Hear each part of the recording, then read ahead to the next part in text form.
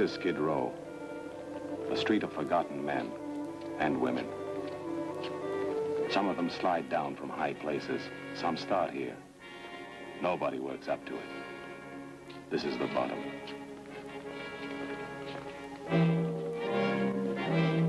I was here because of an urgent telephone call I'd received from Father Picard earlier that day. We had met during the war when he was connected with the French underground, and many Americans owed him their lives.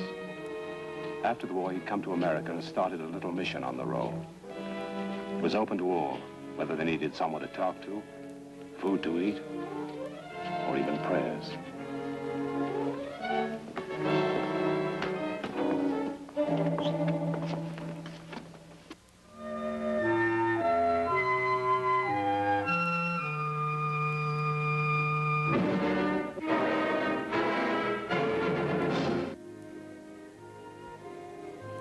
Father Picard was upset.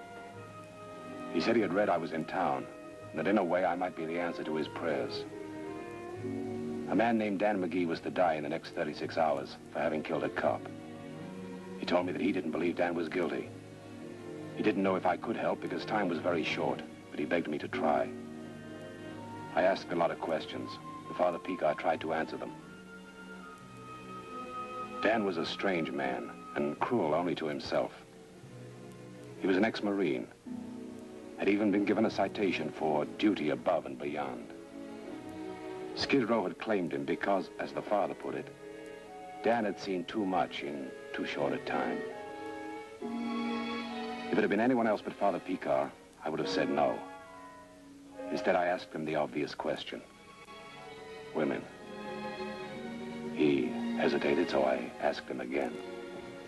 Women?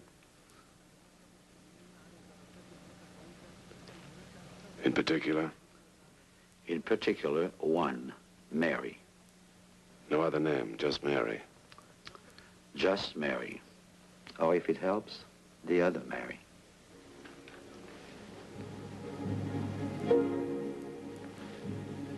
It helps.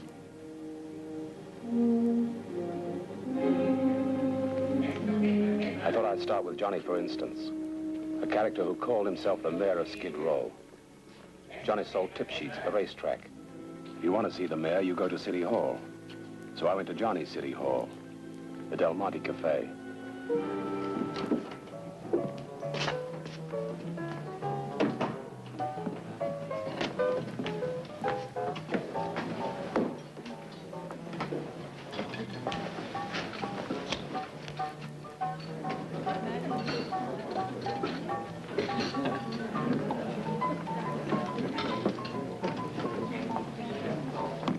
Thanks.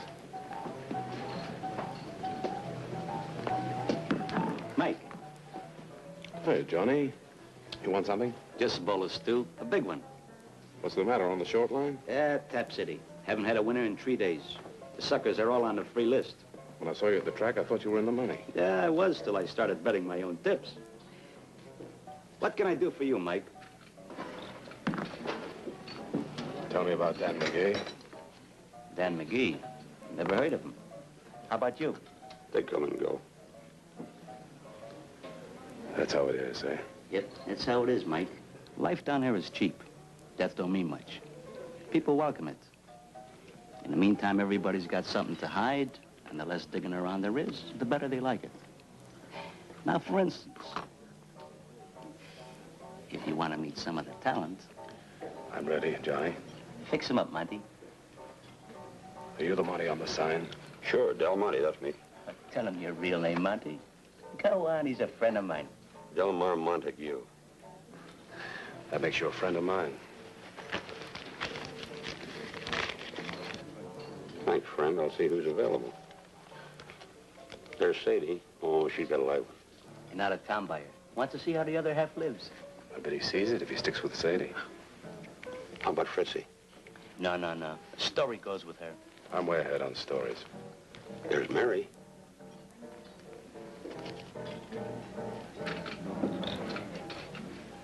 What's the matter with her? She's hard to handle. Acts like a $10 steak in a hamburger joint. Who's that with her? Fingers. He draws pitches. Say, if Mary won't play, maybe he will. an idea. Excuse me. May I join you? For how long? Let's start with 10 minutes. Let's start with $5.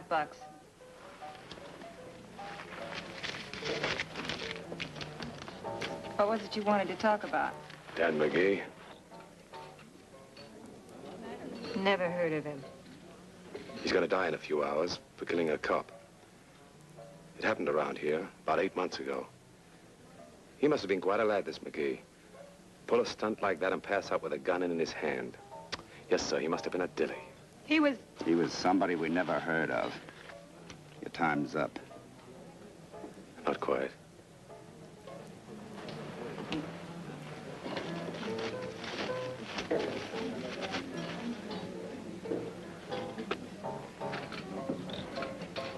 Clever.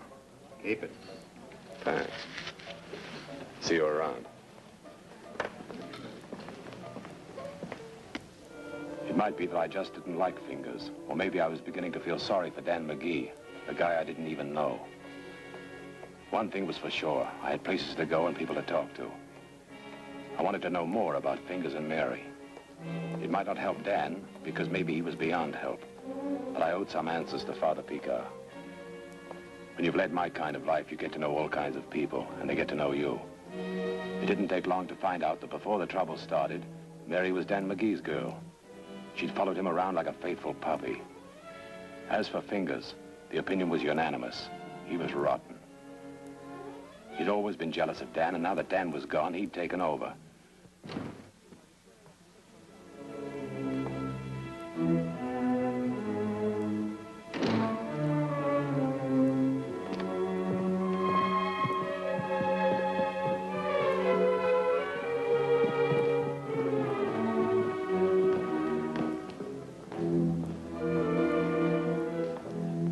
I followed Mary and Fingers as they left the Del Monte Cafe.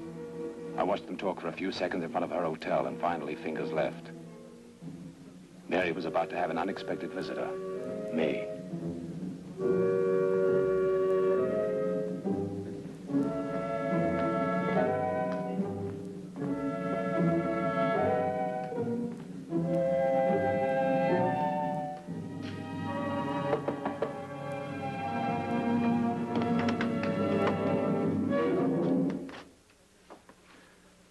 Expecting somebody else?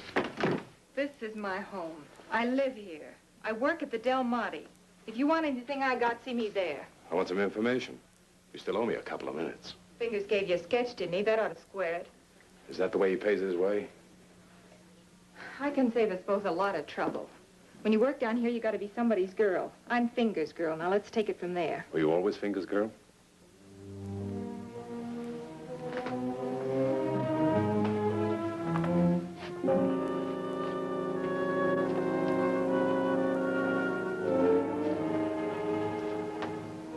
The other Mary. Crazy idea Fingers had. Why? I haven't had long hair since I can remember. The man in the picture.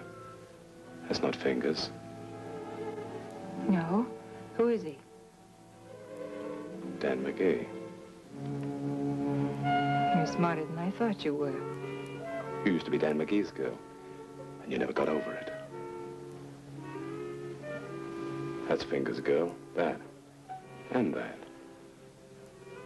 That's Dan McGee's girl. And that sketch is Fingers' way of telling you he knows all about it. What can I do about it? Talk. Tell me about him.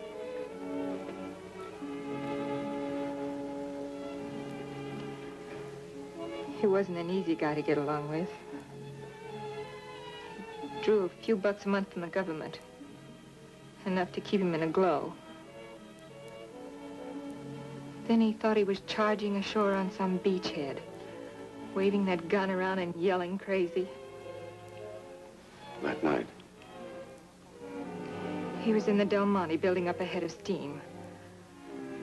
I tried to take care of him, but he wouldn't let me, so I left. When I got back, the cop was dead and he was under arrest. Couldn't he tell you what happened? He never remembered anything when he came out of those fogs. Talked about crazy things. This time it was ties, white bow ties. The kind you wear with tails? Who knows? There were no white ties in the Del Monte when I left, and I'm sure the cup wasn't in evening clothes. White ties. White bow ties. That's a rough one.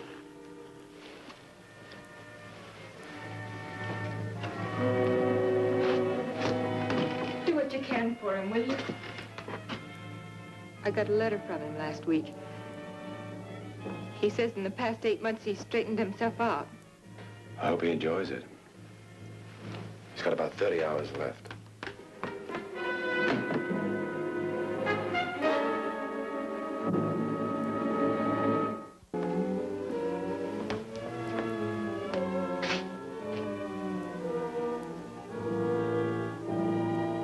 I was surprised when I saw her in the mission chapel. And I realized that she, in her own way, was praying for Dan McGee.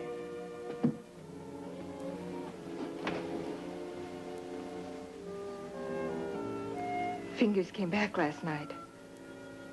He'd had a long talk with Johnny, for instance.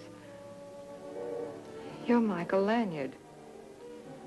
That's right.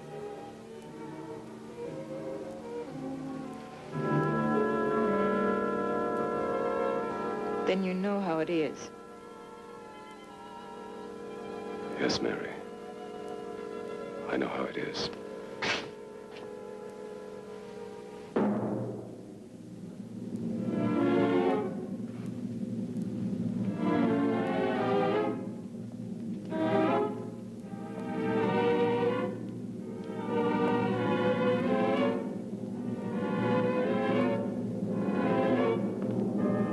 The bruise on her face told its own story, and I didn't like it.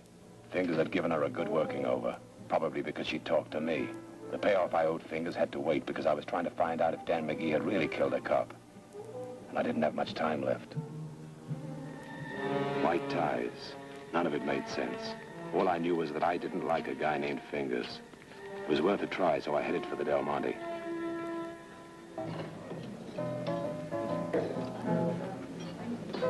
What do you want, Lanyard? Dinner? In a joint like this?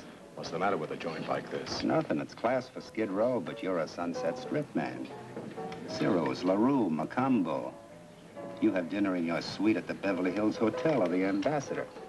Any place named after a guy called Delmer Montague deserves a complimentary play. What can I get to eat?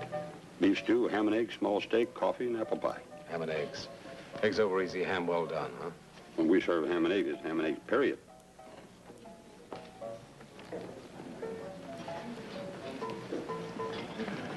You're a fine artist, Fingers. Your work deserves something better than paper napkins. The carriage trade gets a kick out of it. The napkins have the name of the joint in the corner. How's business?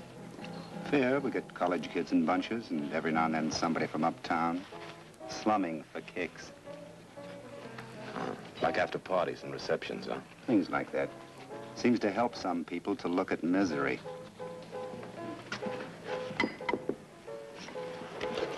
Thanks.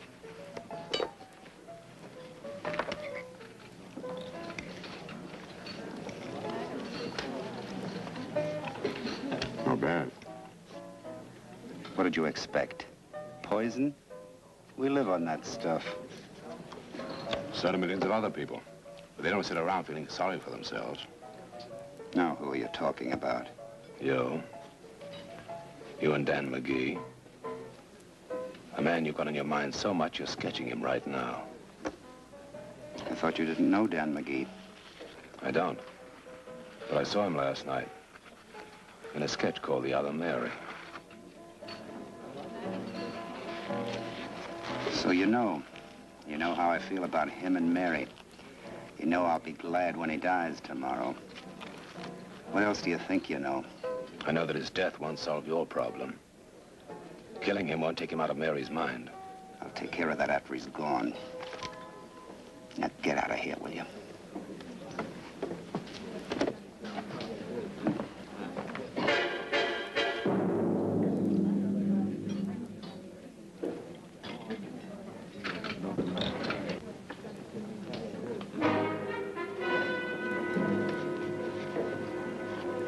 be too sure. But to a mixed-up guy, it could look like a tie. A white bow tie. How about buying a gal a cup of coffee? How about white ties? Should we talk about them? Funny what'll stick in a man's mind.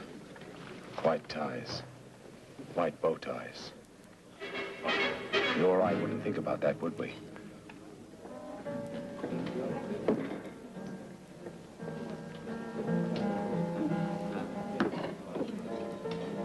Only a crazy guy with a tormented mind could see the similarity. A crazy guy running around waving a pistol into the air, reliving a madness he can't forget. Please, not so loud. Everyone will think we're crazy.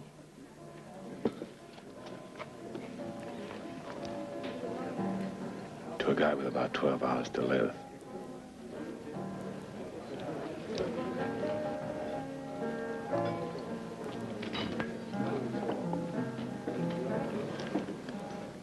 Unless we can help him.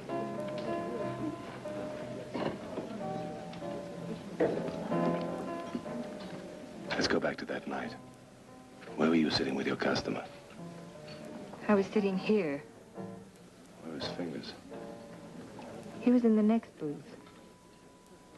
Dan? He was everywhere. He was here, in the bar.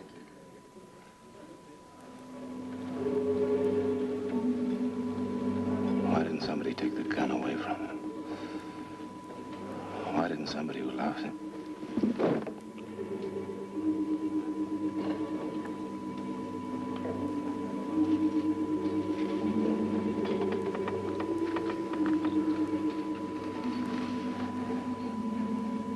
I'm sorry, Michael Lanyard. The other Mary.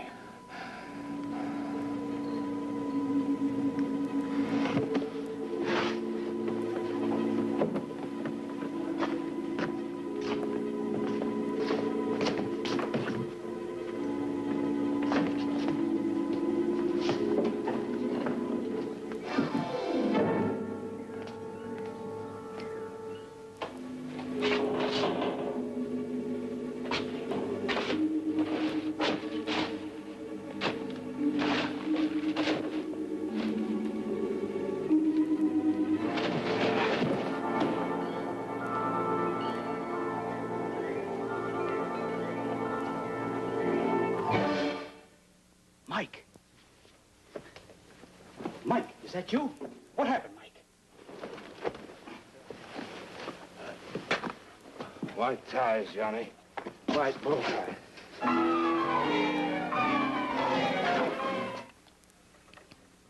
You must have been crowding somebody, Michel. If not, they never would have tried it. If Johnny hadn't found me when he did, I'd have passed out in that alley. Yeah, by the time you've recovered, Dan McGee would have been dead and the case forgotten. I'm sure now that Fingers did the killing, but I don't know if there's enough time left to prove it. I've got one age. They won't expect to see me. Oh, excuse me. Hello? Yes? Yes?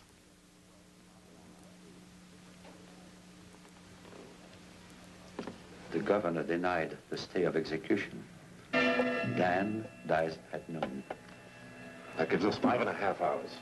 Pedro will be asleep for that long. Maybe I can wake it up.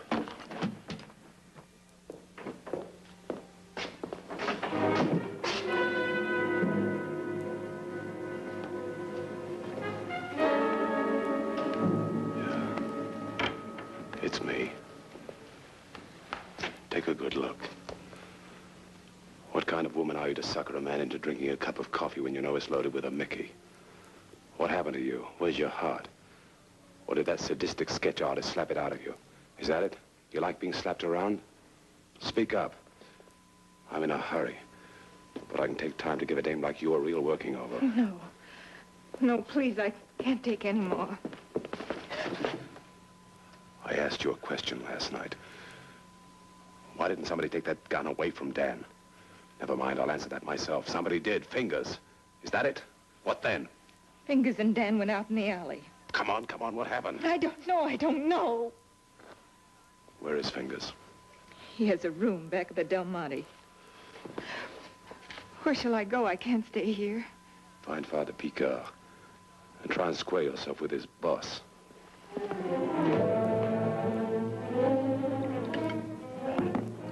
Attaboy, Fingers. Lock yourself in. Try to forget what happens at noon. You look like you had a rough night.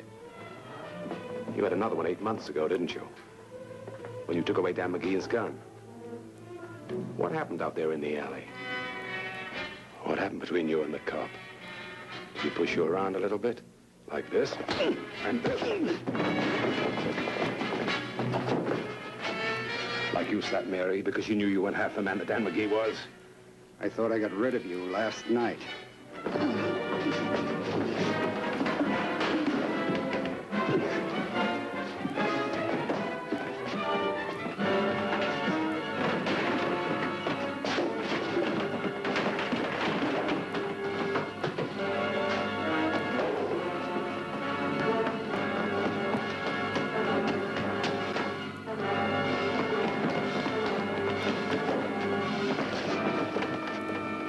About you, Michel. I'm glad you're here, Father. Fingers has something to tell you. You tell him, Lanyard. I'm awfully tired. He killed the cop with McGee's automatic. When McGee passed out, he put the gun back in his hand. That's it, isn't it? I didn't mean to kill him. It was an accident. Yeah. Let's get to a phone. Thank you, Michel. He's lucky. Lucky the Fingers broke in time. Oh, I saw Delmar Montaigu today. He wants to apologize for what happened in his place. He says that you are his friend, and his friends never get Mickeys. Well, that's a fine time to tell me. Oh, excuse me, Michel. Sure, Father.